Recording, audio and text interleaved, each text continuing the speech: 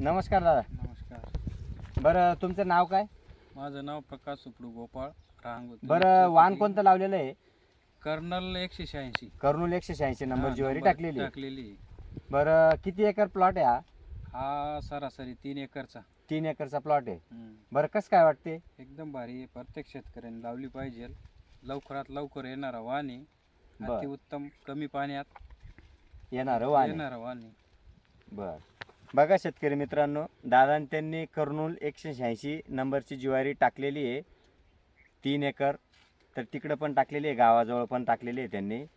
तर त्यांना एकंदरीत 100% उत्पन्न चांगलं वाटतंय आणि कमी दिवसात येणारं वाण आहे.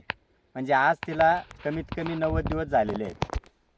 Perfect. झाडाची साईज पण बघून घ्या, कणसाचं धोप बघून घ्या. हे बघा कणसाचं धोप बघून घ्या, ते बी दाखवा, तिकडं दाखवा. हे बघा, हे बघून घ्या कणसाचं धोप पण.